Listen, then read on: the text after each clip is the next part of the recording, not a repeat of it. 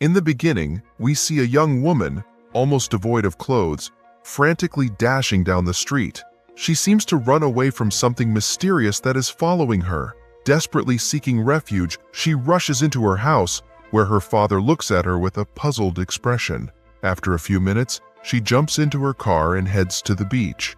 Later, at the beach, she calls her dad to tell him that she loves him. The next morning, the mutilated body of the girl is found on the very same beach. Well, very reminiscent of Jim Babe Candace from Final Destination 5. Then we follow Jay, a college student, relaxing in a jacuzzi, preparing herself for an evening date with her new boyfriend, Hugh.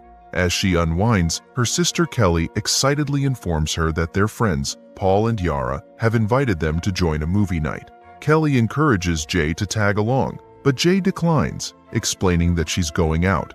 We see her friends briefly, and of course the only guy friend in the group seems to have a thing for Jay, so he doesn't seem too thrilled with the idea of Jay's upcoming date. As the evening unfolds, Jay and Hugh engage in a playful game. They take turns selecting a person from the crowd whom they secretly wish to trade places with, challenging each other to guess their chosen individual. When Hugh points towards a girl wearing a yellow dress, Jay glances at him with a perplexed expression, insisting that she doesn't see anyone matching that description. Hugh immediately grows increasingly anxious and suggests leaving. He continues to be aloof for the rest of their date. The next day, Jay decides to take a walk with Kelly. As they stroll together, Kelly notices that Jay seems a bit uneasy. She can tell that something is bothering her. It appears that Hugh is acting strangely. Jay wonders why Hugh would suddenly want to leave the theater so abruptly in the evening. Perhaps he saw his ex-girlfriend. The uncertainty gnaws at Jay. Later that evening, Jay meets up with her boyfriend once again. As their evening walk comes to an end, they find themselves in the car. They finally do the deed in the small, stinky car. However, after they are done, Hugh swiftly leaves the car to grab something, while Jay becomes distracted and starts talking about her childhood dreams. Little does she know, this diversion is exactly what Hugh had been waiting for. He attacks her from behind and incapacitates her, using chloroform to render her unconscious. When Jay eventually awakens, she finds herself in a wheelchair, trapped in an abandoned place. Her arms and legs are tightly bound, and Hugh is standing nearby. Confusion and fear grip her as she desperately asks him why he would do such a terrible thing to her. Hugh explains that he has been cursed, forced to see a creature that relentlessly pursues him. He has gotten the curse from a one-night stand. Terrifyingly, he reveals that during their intimate encounter, he had succeeded in passing this curse on Jay. The curse manifests in the form of a shape-shifting creature that can take any appearance it desires. Hugh explains to Jay that if the creature catches him, she too will meet a tragic end. He paused in his storytelling because he senses a presence near them. Together, they watch in disbelief as an unclothed woman rushes toward them.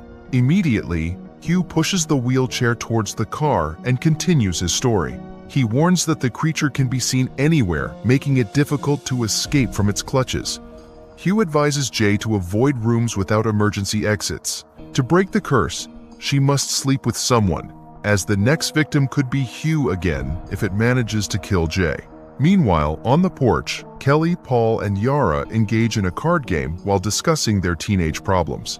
Suddenly, the car comes to a halt in front of the house. Jay's boyfriend swiftly removes the exhausted girl from the car and hurries away. Shocked to see Jay partially undressed and with her hands tied, Kelly immediately dials the police. After the victim is interviewed, the officers thoroughly examine the scene. They discover that the man used a fake name and vanished without a trace. Overwhelmed by the ordeal, the girl falls into a state of depression. She refuses to eat and remains silent. A few days later, while Jay is sitting in a classroom, she notices an old woman in a hospital gown approaching their building through the window. The woman's slow movement captures Jay's attention, but she soon realizes that no one else can see her. Disturbed by the sight, Jay abruptly leaves the college premises. She heads to a cafe where Kelly and Paul work part-time. When she shares the story of the old woman in Hugh's tale, her sister dismisses it as mere fiction. Convinced that Jay has experienced a severe emotional shock, She believes that Jay's mind is playing tricks on her. Paul decides to spend the night at their house to offer support. Kelly suggests that Yara join them, and the girl agrees. As night falls, Paul and Jay sit in the living room, reminiscing about their childhood pranks. They also talk about their brief relationship where they had been each other's first kiss. Their relaxed conversation is abruptly interrupted by the sound of shattering glass. Paul heads to the kitchen to investigate, discovering that someone has broken a window and fled. Concerned, he goes to Kelly and urges her to call the police. Meanwhile, stupid Jay goes to inspect the kitchen and finds another unclothed, deformed woman who suddenly appears. She screams in terror. Startled, Jay races upstairs and locks the door. She only opens it after hearing Paul and Kelly. However, when there's another knock on the door a while later, she desperately asks her friends to not open it. They try to calm her down, and upon opening it, they realize it's just Yara. Or is it? Suddenly, Jay notices a tall, eyeless man approaching her and bolts out of the house screaming. Frantically, the girl jumps on a bicycle and rushes through the streets, skillfully avoiding obstacles in her path. Concerned for her well-being, the friends chase after her, realizing that she is completely losing her sense of reality. Eventually, they find her at an old playground. The commotion has attracted the attention of their attractive neighbor, Greg, who also joins the group. When Greg learns that someone has broken into Jay's house, he also joins them to help. Through their investigation, they discover the intruder's true identity, Jeff Redmond. Armed with this information, they locate Jeff's address and pay him a visit. When Jeff's mother answers the door, she calls for her son, who comes out to meet them. Jeff explains that the entity haunting them targets those who have had intercourse with its previous victims.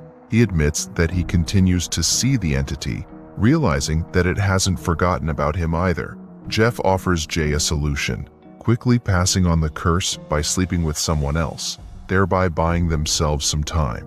Convinced that the entity relentlessly pursues its victims, he suggests this as the only option. Jay feels disheartened and struggles to comprehend how to navigate this situation. Greg proposes a plan to seek refuge at his lakeside house, away from the city, to strategize their rescue mission. Arriving at the lakeside destination, the group settles into the house, making themselves at home. There, Greg teaches Jay how to use a gun, just in case.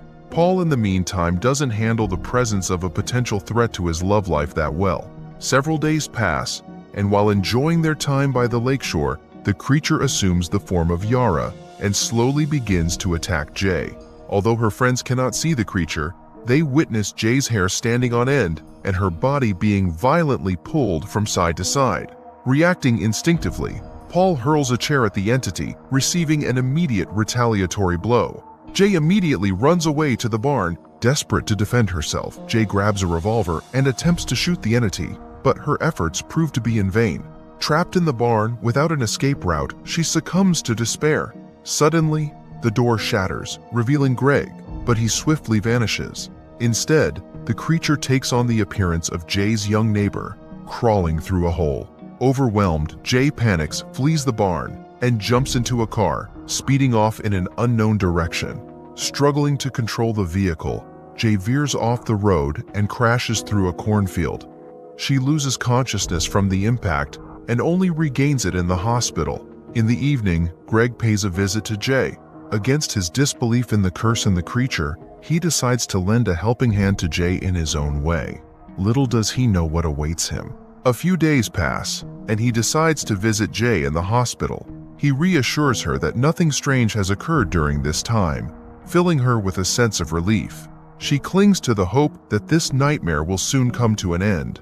After Jay is discharged from the hospital, she retreats into seclusion, choosing to keep to herself. One evening, while gazing absent-mindedly out the window, Jay catches sight of Greg. He approaches his house and attempts to open the door. When it stubbornly refuses to budge, he resorts to breaking a window with a stone, determined to gain entry. Jay's concern for her friend intensifies, compelling her to rush to his aid. She enters Greg's home and is startled to find the guy's mother standing before her son's room, incessantly knocking on the door. Something feels off about the woman, as her appearance seems unnaturally distorted. Jay realizes it isn't Greg's mother at all. It's the creature in disguise, attempting to lure the unsuspecting man out into the open.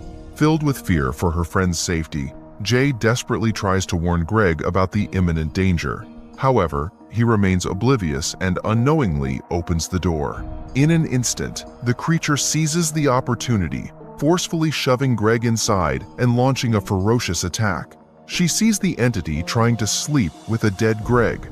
Overwhelmed by fear and shock, Jay hastily retreats to her car, desperate to escape the nightmare she has witnessed. She drives away, leaving the horrors of that night behind her. Once Greg's death sinks in, Jay comprehends the horrifying truth. The creature will resume its relentless pursuit of her. Determined to outwit her pursuer, she pushes herself to her limits, pressing onward. Finally, she reaches a point where she can go no further and falls asleep. Upon awakening, the girl retreats to her home, seeking safety. Then, one morning, Paul confesses his love for her and offers his assistance in breaking the curse. Reluctant to endanger Paul's life, Jay initially declines his proposal. Unfazed, Paul devises an alternative plan to kill the creature. Their new strategy involves luring the entity into the swimming pool and delivering an electric shock to neutralize it. Equipped with electrical appliances, the group prepares for the pivotal moment. After everything is set up, Jay bravely swims into the water, baiting the entity to spring the trap. Now they wait for it to arrive. To her dismay, the creature proves to be cunning. Understanding their bait, it retaliates by hurling objects at its prey, toppling Jay beneath the surface. Paul seizes the opportunity, raising a firearm to engage the creature. A stray bullet inadvertently strikes Yara, causing further chaos. With Jay's help to locate the creature, and after some struggle, the friends finally manage to cover the invisible entity with a white cloth. Then, determined to protect the girl, Paul steadies his aim and delivers a decisive shot. The bullet pierces the entity's skull, causing it to fall slowly into the water. Desperate, the creature grasps Jay's leg, but the timely follow-up shot from Paul grants her precious seconds to escape its clutches. As the creature vanishes, the pool is left with the horrifying aftermath, its once clear waters now tainted with blood. Back at home, Jay and Paul make love, hoping it will provide a means to eventually break the curse that has plagued her. Later, we find Paul looking at some prostitutes to probably pass on the curse on his way back. Days pass, and we see Yara recovering in the hospital. As the couple strolls along the street, intertwining their fingers casually, an eerie presence lurks in the shadows behind them. It still follows, and it will continue to do so.